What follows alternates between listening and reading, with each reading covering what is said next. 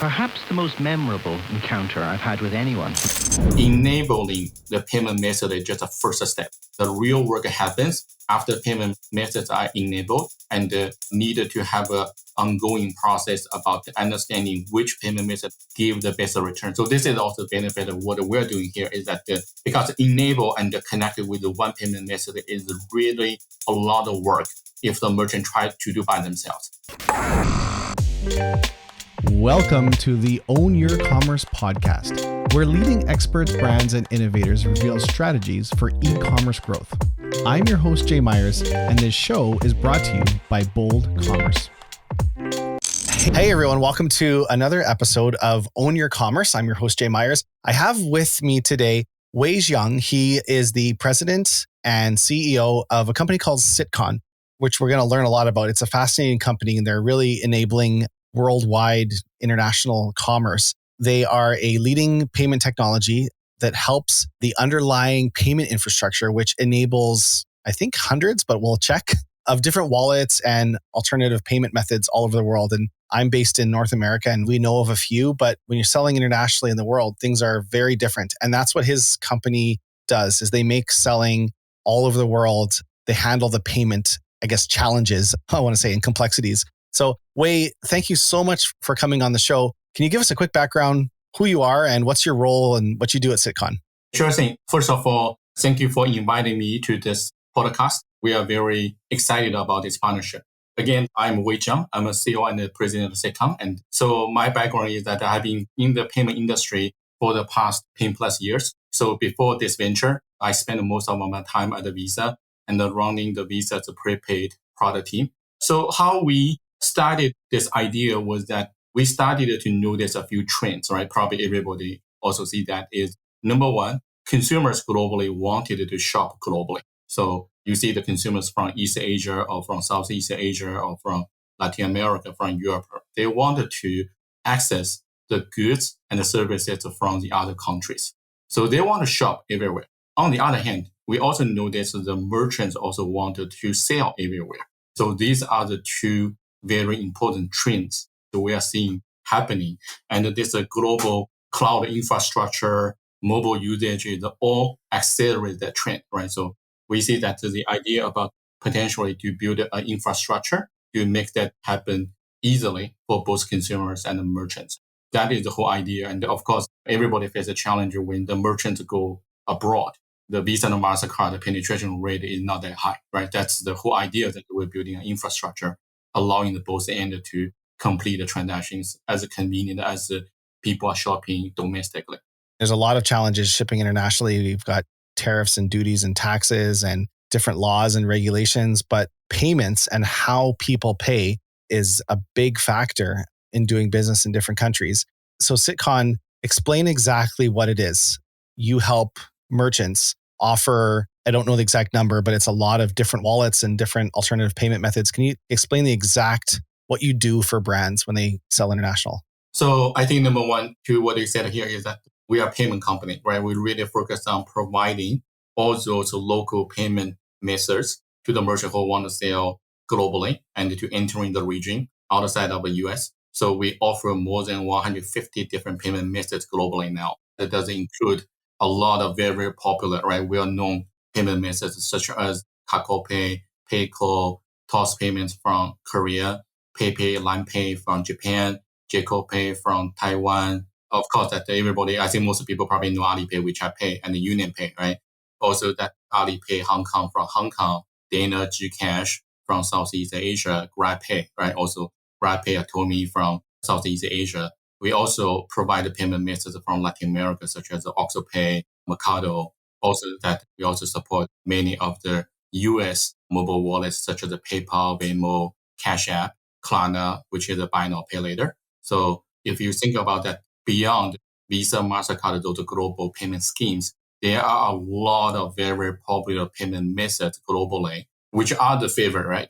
Visa, MasterCard is the favorite payment method probably in the US. However, if you move globally, the favorite methods in other countries may not be Visa, MasterCard because the people have their own way to pay. So this is our role is to build this infrastructure, allowing the consumers to shop or to pay in their favorite way, which ultimately will drive up the conversion rate and also lead toward more incremental sales for the merchants. That's amazing. We think that credit cards are just accepted everywhere in the world because when you travel on vacations, those types of places take credit cards, but the actual commerce and buying online, like I know in a lot of countries, credit cards represent less than 5%. A lot of it's cash on delivery. It's actually mind-boggling how it's so different country by country. What's behind a lot of these different payment methods? Are they connected to people's banks? Are they connected to local? Are they online banks like a PayPal where people actually deposit into them? Or what are they actually like tied to? That's actually a very good question. I think also depends on the region. Depends on the region is that even those local payment methods can be different. But generally speaking, if you look at that, there are about 3 to 4 major categories. The first category, which we are very excited about, is the mobile wallets. The reason why I say that we are very excited because we see that tremendous growth, right? The rapid growth adoptions over the past 2 to 3 years.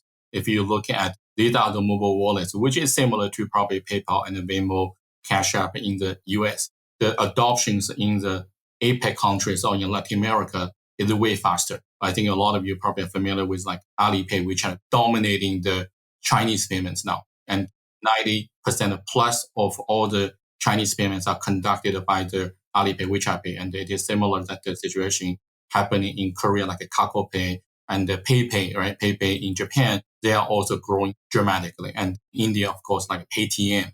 So all these actually in the mobile wallet side, most of them backend is a store value account, which is similar to PayPal and Venmo. So the consumers can move the money into that store value account. A lot of them also keep a balance on that because a lot of those accounts similar to Venmo is also get the money from their friends and families. And then also the backend that those mobile wallets, of course, they can be connected with different funding sources. They can be connected with a bank account or it can be connected with a debit card. So this is the first category, which is the mobile wallets. And you can think about it is the store value accounts. Then the second part of the local payment, we also see is that there are a lot of the local payment schemes that can be the debit card or the local credit cards. And for example, like BC cards in Korea or JCB, probably people are really familiar with, and also Union Pay cards in China. So all these are the local payment schemes, and they are not the Visa and MasterCard. So some of those local payment schemes probably have a deal, for example, with Discover or with Visa routed through those rails. But also keep in mind is, for example, that the Union Pay cards has a 19-digit card for the debit card. So if it is only going through some of the existing global card schemes, the merchants are not able to accept majority of Union Pay debit cards, right? It is also the similar situation with other card schemes. So there are some limitations. That is also another thing that the merchant also want to think about how to have another way to accept the local card schemes. And a lot of countries have its own card schemes. Also, another very, very popular payment we also see is the buy now, pay later. So of course, everybody knows about Klarna, who is our strategic partner too. And also Afterpay is also our partner. So the buy now, pay later is also becoming very, very popular. But also in different regions, they also have its own version of the buy now, pay later. And if you go to Singapore, Atomi is very, very popular, also our partner. So if you go to Indonesia, it has its own buy now, pay later. Go to Japan, have Paytm. So it's also become kind of like growing very quickly, right? And in this case, the back end, it's not connecting to a bank account. It is just a different way for the people to pay. Also, another one which we should not ignore is also the local bank transfer and also the potential the cash to online. If you go to Mexico, you have to accept the OXXO Pay, which represents 15% of the payment method there. And if you go to Brazil, you have to actually more than 15%. Sorry, that's the number is way higher. I was referring to Boleto, right, in Brazil, which is 15 to 20% of overall spending. Of course, that Mexico has a very popular bank transfer method, which is SPEI, SPEI, which is also our partners. That is really, if you're looking at the last one, is the bank transfer and cash to online, also can be important payment method for specific countries. So if you look at that, there is about 3 to 4 those categories. We are most excited about the mobile wallet because we see it is growing very, very fast and also providing good checkout experience. But also at the same time, merchants also should consider the other payment methods locally. It's mind blowing when you think about it. Like there's got to be amalgamation there can't be, you'd think in 10 years, 10 different buy now, pay later solutions. Do you see that, the merging and becoming less in the future? What's your outlook? So your question is whether some of the payment methods can be consolidated or that it can be even like becoming more. Yeah. I think also you had a very good point. I think regardless, merchant needed to be smart about what to turn on and how to present those payment methods to the consumers, right? Merchants certainly don't want to list every single payment method to the consumers. So it have to be smart about using some potential AI or using some logic behind it. So for example, our recommendation is that if you can provide the right payment, you can provide the right payment methods or the applicable, relevant payment methods to the consumers based on their IPs or based on the language they choose. Backend also, you should track the conversion and optimize the different way to present the payment options to them to optimize your result. Also, your second question is about, do we see the consolidation or we'll see probably more diversified payment method? And certainly we don't have the crystal ball. We probably want the market to tell us. We know a lot of merchants who work with us. They wanted to access multiple payment options and they want to put different payment options with the testing to see which one gives them best result. Then at that time, you can call this a smart routing and can choose which one will have the highest traffic. What the merchant should do, enabling the payment method is just a first step. The real work happens after payment methods are enabled and needed to have an ongoing process about understanding which payment method give the best return. So this is also the benefit of what we're doing here is that because enable and connected with the one payment method is really a lot of work if the merchant try to do by themselves. Because backend, we are already integrated with all these, so the merchants can turn on and turn off any payment method when they want it. They don't need additional work. And even down the road, when the merchant wants a new payment method, they even can light up even that we don't offer today. We added it later. They don't require more integration work. They can just light up later. They can do just more like on the go. Then it allows them to do more optimization without the extra cost. Right. So hopefully that answers your question. I know that I probably didn't answer. Well, I mean, yeah, and it's hard to, of course, predict. So you only need, just to clarify, if I'm a merchant, I need to just have a connection with Citcon. I don't need to have all these other gateways, wallets, payment methods. I don't need any accounts with them. I just need with Citcon, and I can turn on or off any of these payment methods, or do I also need to have accounts with the individual wallets? So I would say majority of them, I need to double check all the 150 methods, but I know majority of them. So number one, for the API integration standpoint, 100% you only need to integrate it with Citcon, and one API, you only need to work with the Bold Commerce and the backend that we support Bold Commerce. So you don't need to integrate it again and again. In terms of contract standpoint, majority of the mobile wallets we're supporting only one contract. So some specific example is that sometimes merchants, when they work with the mobile wallet directly, they may be asked to sign up a mobile wallet for a merchant account for their mobile wallet. It will have a separate reconciliation and the settlement process. But when you work with Citcon, you don't need that. So Citcon handle all the reconciliation. You don't need to sign up that merchant wallet account, and which will require a separate process. Yeah, let's actually just chat brief. The point of this podcast isn't to promote Bold, but there is an integration here between Citcon and Bold. And I think it's just worth explaining how that works. So if someone's using Bold Checkout, they have access to Citcon and they can enable wallets. I know not all of them are currently turned on yet, but more and more are going on. But they can enable AliChat, they can enable WePay, but they do need to have a Citcon account. And then if they're using Bold Commerce, then that just works. Yeah, that's correct. You can say the Citcon merchant account. That is correct. Yeah, they could theoretically then, like one of the things we support is different checkout flows based off of country and region. So then based off of if they are shopping in the United States, show certain payment methods, but then if they're shopping in Asia, show different payment methods. And what you're saying is you're seeing increased conversion, which I believe, based off of removing payment methods that are not as common and just showing the main ones that they use in certain regions.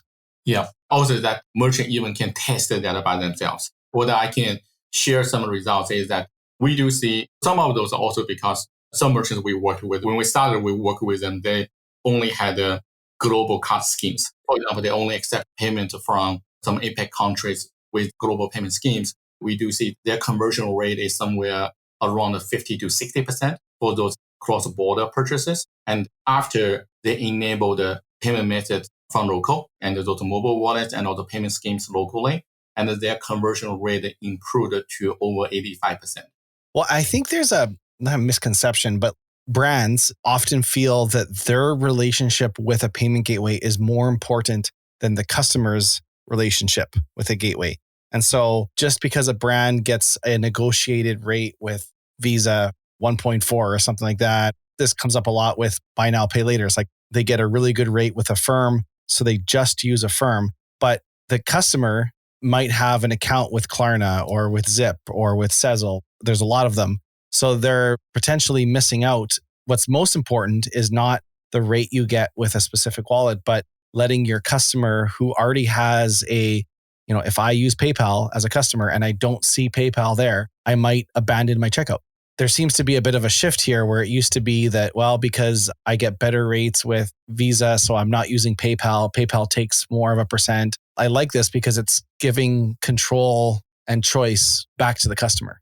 Yeah, you're absolutely right. If the merchant really, this is also the decision made by merchant. If the merchant really believe that I offer whatever payment method, the consumers will just go through all the obstacles and to make complete transaction. Yeah, they're probably right. But actually, the reality is not like that. We issued actually a study recently with the payment.com together.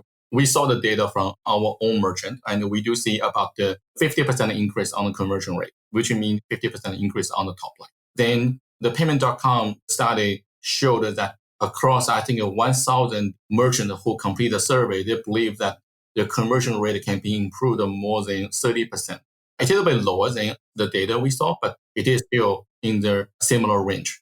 Also, another thing is this, not only the conversion rate is higher, but also at the same time is that because a lot of those wallets don't have the consumer fraud liabilities, meaning that they no chargeback. So it means that the risk is also lower. So take Kakao Pay or Alipay, WeChat Pay, those like the one example. When the consumer make a purchase and the transaction is authorized and approved, it is a guaranteed payment to the merchant. There's no mechanism for chargeback. Like if a customer doesn't get a product, WeChat and Alipay, they don't have a dispute payment functionality? Disputes only happen if there's a merchant fraud, right? The merchant fraud meaning that the merchant doesn't ship the product out. Okay, yeah. But if you go into the account takeover, go into the counterfeit, go into those consumer fraud, there is no chargeback for that. Interesting. So while a merchant maybe doesn't get as good of a rate, they ultimately might do better because they're going to get less.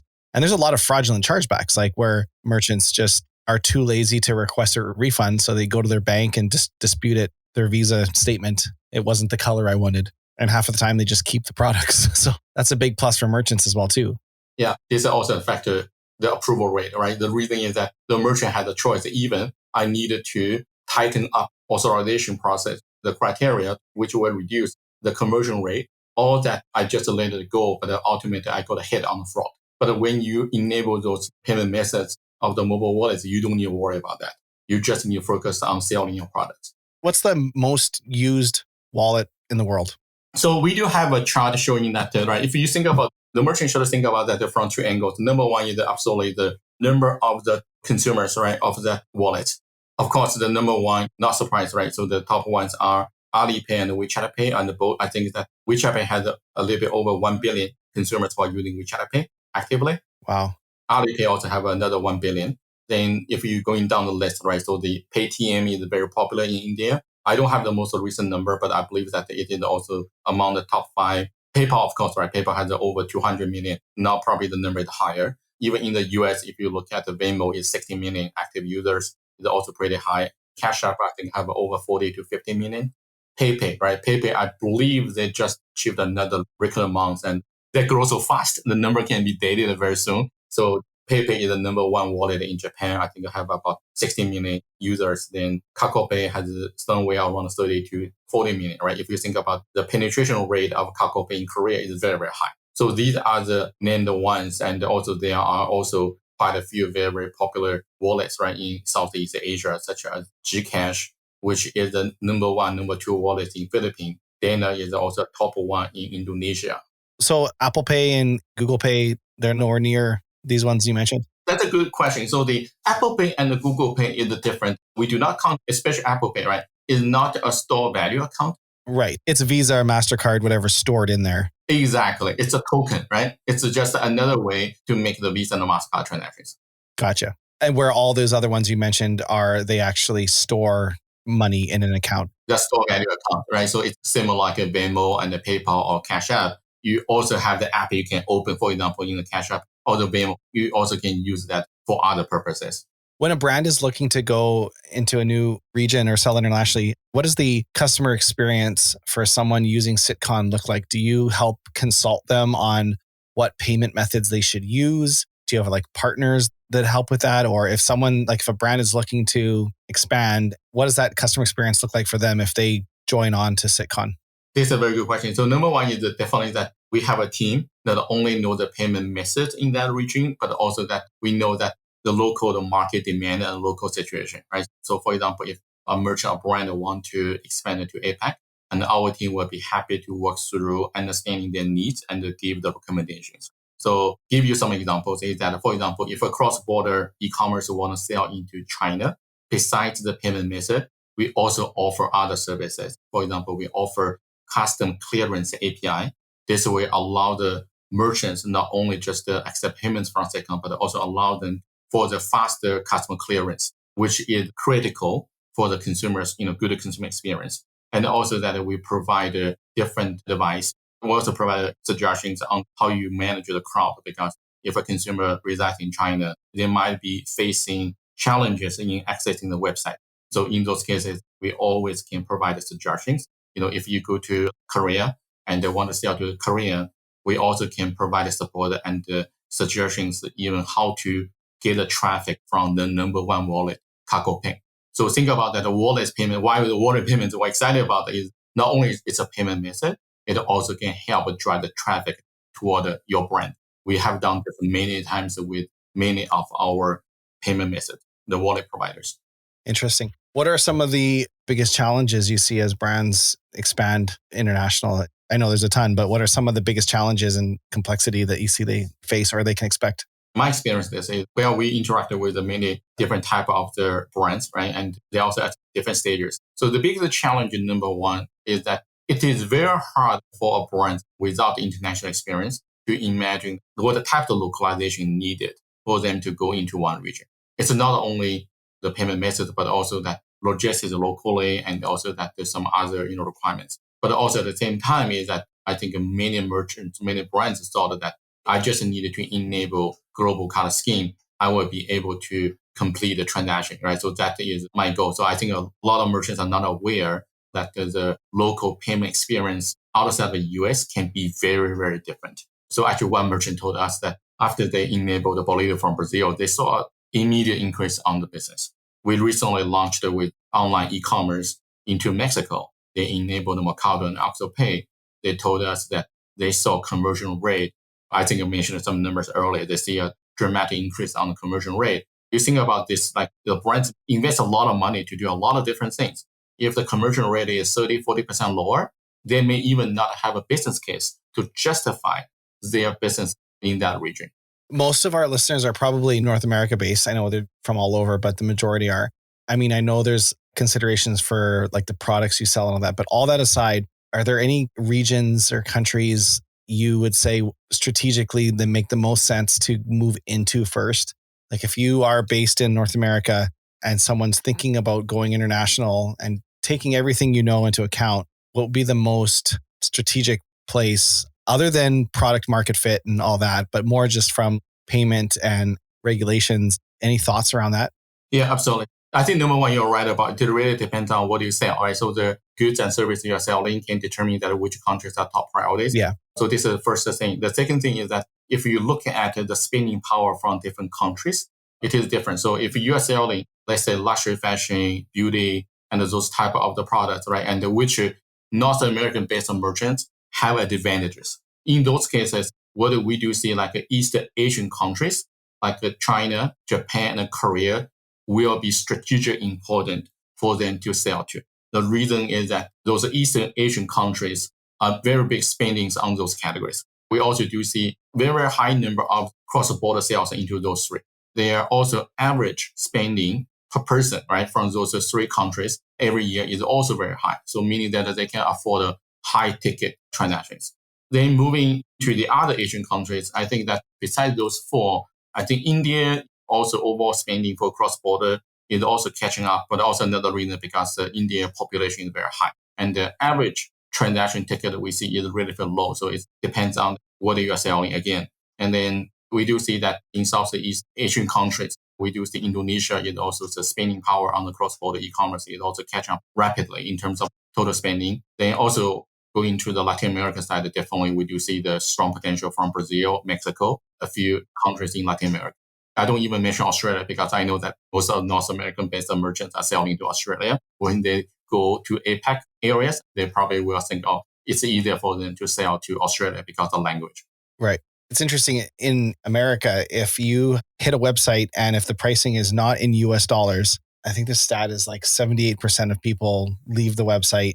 Less than 10% of people will buy in America from a website that's not in USD because they're just so used to it. But I'm in Canada and we are very much used to buying in Canadian dollars or in US dollars. Like that doesn't affect us as much.